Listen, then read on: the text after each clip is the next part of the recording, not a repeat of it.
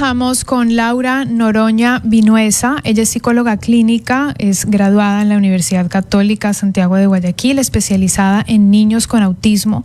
Tiene 33 años de trayectoria como terapista de niños con trastornos profundos de comunicación y sociabilidad, y ella creó una técnica denominada intervención subjetiva con un abordaje integral.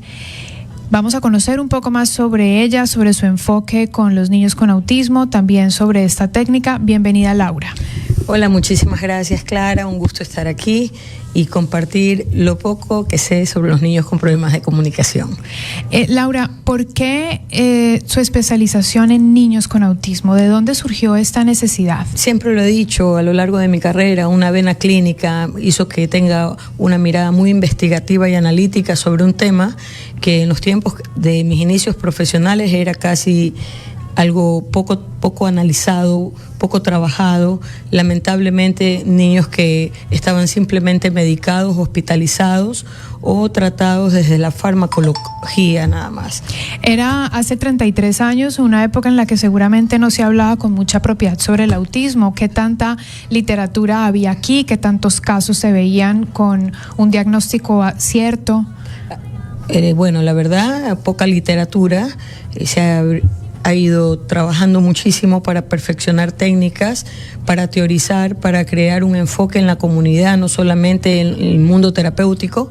Se ha hecho un camino y se ha logrado hoy por hoy tener una mirada diferente, un abordaje diferente y una sensibilidad sobre los niños con problemas de comunicación, desmitificando y desclasificando a lo orgánico del diagnóstico de autismo. Me gustaría entender eso con mayor claridad, seguramente mi audiencia también. ¿Qué significa ese abordaje desclasificando lo orgánico?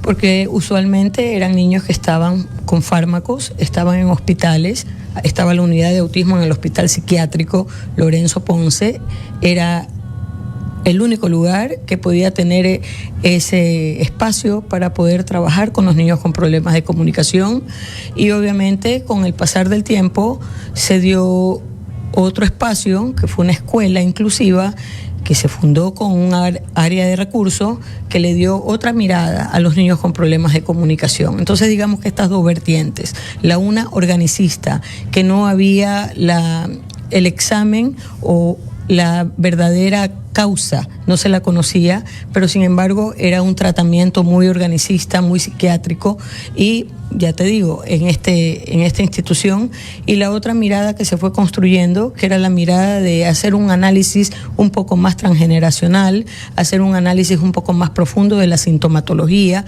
y comenzar a articular al niño, en vez de segregarlo, comenzar a articularlo. Eso fue una novedad en esos tiempos, porque realmente costó muchísimo. De hecho, te puedo decir que esa postura sigue en algunas regiones del país. Nosotros hemos trabajado muchísimo en la provincia para desclasificar lo orgánico, que no se piense que es un niño que tiene un problema neurológico o que tiene una imposibilidad orgánica para volver a reconectar su vida con el mundo, a reinscribirse con el mundo. Trabajar desde la subjetividad requiere tener un pensamiento y obviamente una implicación con el niño desde un modo diferente, un modo que tome en cuenta esa forma particular de relación, de comunicación, de juego, y comenzar a darle un lugar diferente, comenzar a trabajar desde la teoría. Mi práctica está muy inspirada en el psicoanálisis, creo mucho en el saber del psicoanálisis, en el inconsciente, y obviamente dejar de lado la medicamentosa, dejar de lado el tratamiento netamente segregacional, sino comenzar a articular fue todo un reto. Eso es lo mejor que hemos podido hacer a lo largo de los años, y cito mucho a las familias antiguas, que justo lo conversábamos antes de ayer en una reunión, por la valentía y el tesón de comenzar a estar ahí, en los lugares donde antes eran segregados, parques, centros comerciales, lugares de niños, etcétera, etcétera. Bancos, lo mencionábamos, bancos, mamás que salían con sus niños al supermercado, al banco, y no querían las personas que estén ahí, eran muy segregados porque comenzaban con sus movimientos, comenzaban a tener sonidos o simplemente a tener un comportamiento inadecuado. Comportamiento que no se estaba trabajando uno a uno, que no se estaba articulando de otro modo porque obviamente estaba el niño medicado en esos tiempos. Dejar esa postura medicamentosa y empezar a trabajar al niño desde la palabra, porque tiene un problema de comunicación, desde el encuentro, porque tiene un problema de relación con el otro, desde ese juego y ese vínculo que implica a cada adulto que se relaciona con un niño con problemas de comunicación, es lo que le permitió tener un abordaje diferente e ir haciendo una construcción de la mano con la comunidad. Por eso hoy vemos que hay muchas escuelas, muchos pediatras, y la comunidad en sí ya tiene un saber incipiente o bastante avanzado sobre el tema del autismo.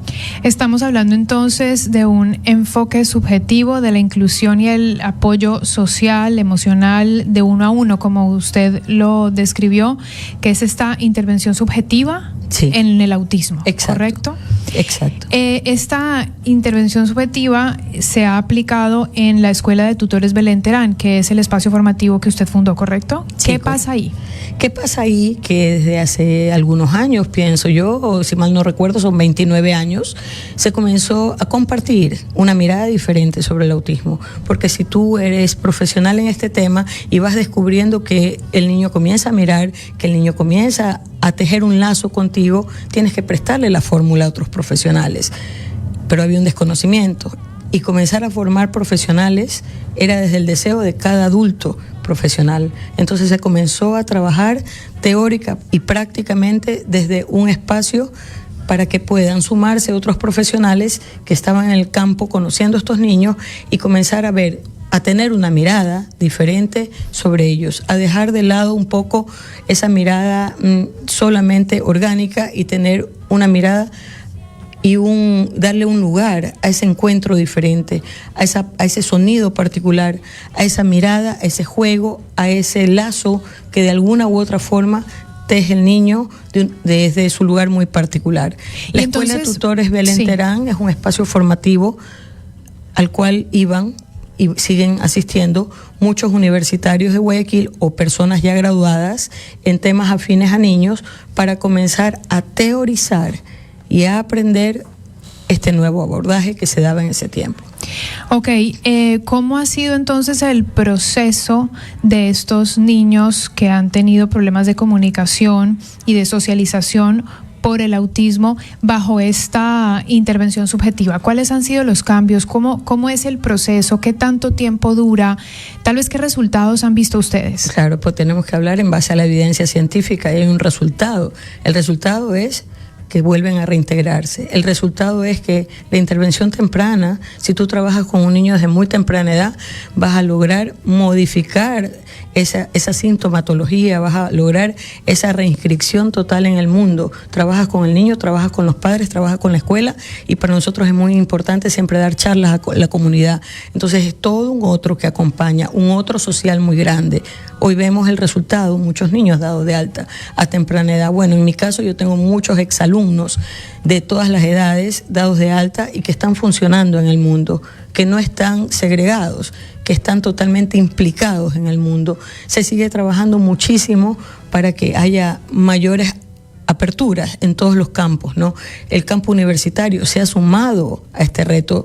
Nuestros alumnos son algunos ya graduados en la universidad, otros están en el proceso de entrar, otros están dados de alta desde muy pequeños. El resultado es que el niño logra dejar de lado la sintomatología en casi la totalidad y puede volver a regularse e insertarse en el mundo común y corriente. Hablemos de esa sintomatología. ¿A qué se refiere con esos síntomas? El desencuentro, características del autismo, el desencuentro total con el otro, niños que quieren permanecer en un lugar con el juguete que desean, con intereses muy particulares en la comida, con selecciones alimenticias, selecciones de sueño, con un mutismo o ser preverbales o hablar sin comunicar, tener lenguaje pero no comunicar, siempre dejando de lado la herramienta social que le permite ese encuentro con el otro, meterse en el mundo, trabajar de fondo todo lo que tiene que ver su vida. Entonces están en un proceso, en un momento de como un objeto, no como un sujeto de la comunicación, están objetivados. Entonces, trabajar todo eso es un proceso que en nuestras áreas, cuando tenemos un niño desde pequeña edad para nosotros es 2 años, si es menos mejor, 2 años 2 meses, 2 años 3 meses, estamos hablando de una intervención temprana. Luego ya estamos un poco más apurados, porque la sintomatología gana terreno y también puede mutar. O sea, si puedes hacer una intervención temprana en esas edades que te estoy mencionando, donde los padres, que son fundamentales, la familia, que es fundamental, se puede sumar a este plan de vida, porque no es un plan de trabajo.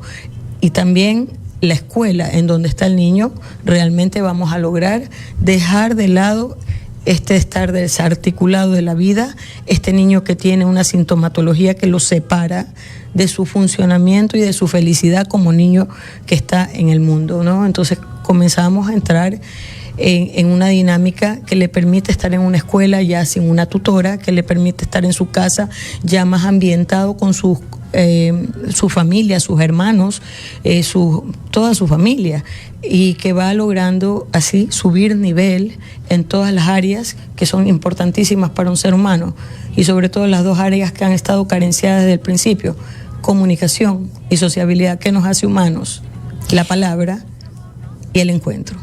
¿Cómo hacemos para comprender un diagnóstico tan temprano? Los 2 años todavía es una edad en la que el niño está...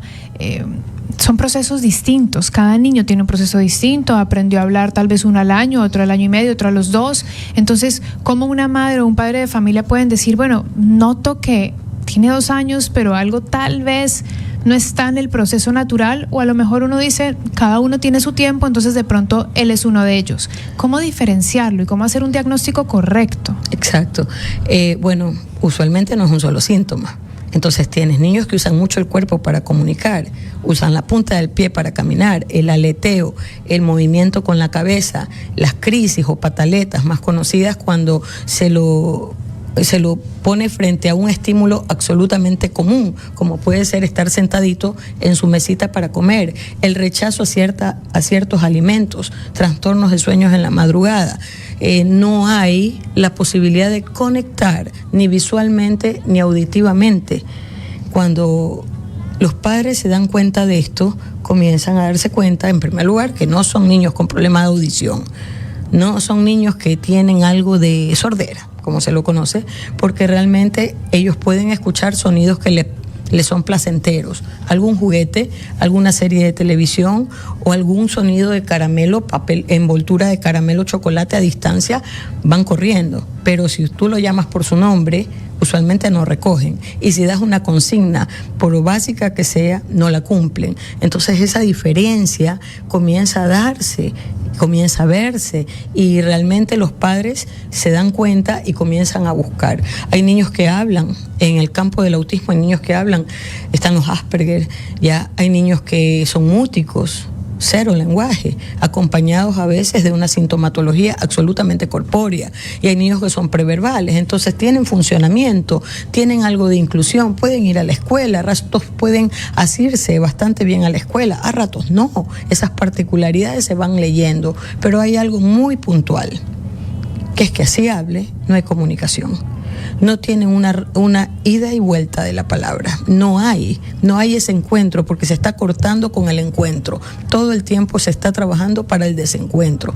Sus juegos son muy particulares, como la alimentación, como las personas con las que les gusta estar, es muy notorio, y por eso hay que estar muy implicado. Lamentablemente nuestra sociedad, y sobre todo tras pandemia, aunque ya antes de eso se veía por todo lo que nos da la posmodernidad también, hoy en día la pareja trabaja, los padres trabajan, y las personas que pasan en el encuentro con los niños a ratos no tienen ese encuentro genuino, a ratos están cuidando o alimentando o protegiendo, pero no están jugando, no están solicitando, no están requiriendo del otro, solamente están haciendo una función de cuidado, y eso es muy delicado, porque si estamos hablando de un niño que está como objeto, no claro, está como sujeto, no hay cómo leerlo. Claro, no hay la posibilidad de leer si está interactuando correctamente, no hay posibilidad tal vez de ver desarrollos o aprendizajes en particular, y es verdad que estamos todos en una sociedad en donde los padres de familia por lo general trabajan madre y padre, pero siempre como padres pues está la responsabilidad de llegar y ver el avance y conectar con su hijo y entender los progresos, pero también creo que puede haber, aunque no cada vez menos, como desinformación y decir, bueno, tal vez espero un poco más, espero 6 meses más, espero 1 año más. ¿Qué pasa cuando el diagnóstico es tardío? El diagnóstico tardío no es tan beneficioso. Siempre es importante el diagnóstico lo más pronto posible, porque la intervención temprana es una realidad. Mientras menos tiempo el niño permanezca con la sintomatología, va a poder salir al mundo. Mientras más tiempo en su vida reine la sintomatología, va a ser muy difícil que a los 4, 5, 6 años pueda romperla, porque se le hace una identidad, se le hace un yo. Es muy complicado, se puede mejorar en algo, pero no lograr un alta, una estabilización total, que es el resultado del que te hablé hace un rato. Es muy importante esa mirada. Los padres tienen que estar muy atentos, porque hoy en día la tecnología y todo lo que tiene que ver con las pantallas, ellos son muy afines a eso y aprenden a ratos. Es positivo porque aprenden, y los padres se ponen muy felices porque dicen, ya sabe colores, ya sabe números, lo demuestra, así no hable, pero realmente si tú no le das la pantalla no hay función. No hay función subjetiva. Si va a una matiné, está rechazando el contacto con otros niños. Si está dentro de la casa, prefiere estar en la esquina con el aparatito. Entonces es muy delicado, y por eso hay que estar absolutamente claro frente a lo que se está revisando y lo que se está viviendo con el niño. Si ya hay una duda, lo más importante es buscar un diagnóstico, buscar alguna evaluación. Ahora, tú dices, bueno, la desinformación siempre ha habido. Siento cierta alegría porque cada día hay menos desinformación, menos tergiversación de lo que es el niño con problemas de comunicación, lo que nos va a permitir, lamentablemente es una estadística muy alta la que hay hoy en día, que esa estadística de niños que incluso ni trabajan con nosotros pueda estar mejor atendida y pueda salir adelante. Entonces pienso que es una sugerencia.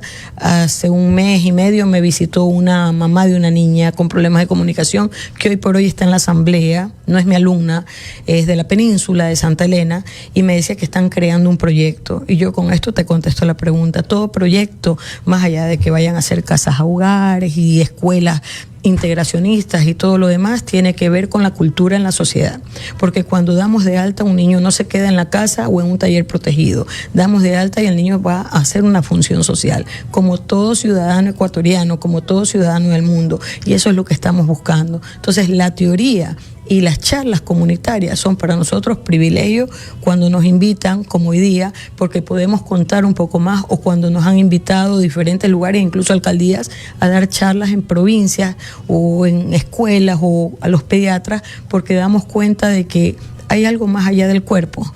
Hay algo más allá del peso, hay algo más allá de que el niño está muy bien en sus niveles sanguíneos, y se llama subjetividad.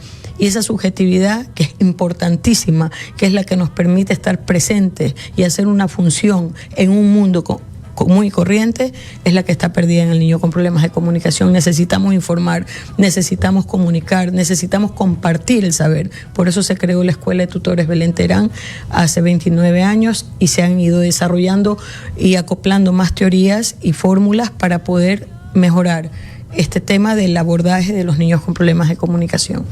Estamos hablando de la inclusión y el apoyo social como mejora de calidad de vida de las personas con autismo. Según datos de la OMS, aproximadamente 1 de cada 100 niños tiene autismo. Sí, posiblemente, sí, o tal vez un poco más. Realmente hay muchos niños con malos diagnósticos. Recientemente fuimos a una fundación. Nos pidieron que le demos el diagnóstico a cerca de 60 niños, porque no tenían claro su diagnóstico. Entonces pudimos hacerlo, y con ese diagnóstico diferencial, realmente tú le vas a dar una calidad de vida a cada niño, porque si el niño es autista va a recibir el tratamiento adecuado, y si el niño es un niño que tiene alguna otra problemática o condición, debe tener un apoyo para esa condición. Entonces es importante tener un diagnóstico claro, y es importante que a este punto de los diagnósticos de los niños autistas, que son una estadística grande, todos tenemos el compromiso de tener este tipo de encuentros. Tú desde el periodismo, las políticas nacionales o provinciales, todos, porque como lo hablaba con esa mamá de la provincia de Santa Elena, este es un tema bastante sensible y delicado, porque se hace un número cada vez mayor, que si no tiene atención, también va a implicar mucho del Estado. Y se forman otro tipo de temas, tocamos la política y tocamos el tema, ¿no? Porque lamentablemente hay muchos niños que no logran tener un diagnóstico claro, un diagnóstico absolutamente objetivo. Estamos conversando con Laura Noroña, ella es psicóloga clínica, y nuestro tema de hoy, el autismo. ¿Algún mensaje final para nuestra audiencia después de que hemos hablado sobre el estigma, sobre el tratamiento 1 a 1, sobre la medicación, sobre abordaje desde la palabra, desde la mirada, desde el juego, y cómo evitar el desencuentro con el otro, sino al contrario, llegar a través de esa intervención subjetiva al encuentro con el otro? ¿Qué otro mensaje nos podría dejar? Bueno, pues que los niños con problemas de comunicación son niños y que les demos siempre la oportunidad de que, por favor, siempre seamos sensibles, tolerantes. Hay momentos donde pueden manejar mal su comportamiento en algún espacio social, de eso. Con eso se lucha mucho también, ¿no? Con la tolerancia, y que se sigan abriendo espacios en las escuelas. Hay padres que siguen sufriendo mucho porque las escuelas cierran sus espacios, cierran sus clases a la inclusión de un niño con esta problemática. Muchísimas gracias por venir a compartir su especialidad, la pasión por lo que hace, el conocimiento, y seguramente muchas personas que nos escuchan también continúan con esa búsqueda, con esas preguntas que hay que seguir respondiendo. Yo creo que es un tema que nunca perderá vigencia. En abril se celebra el Día del Autismo, entonces seguiremos hablando de todas formas del tema.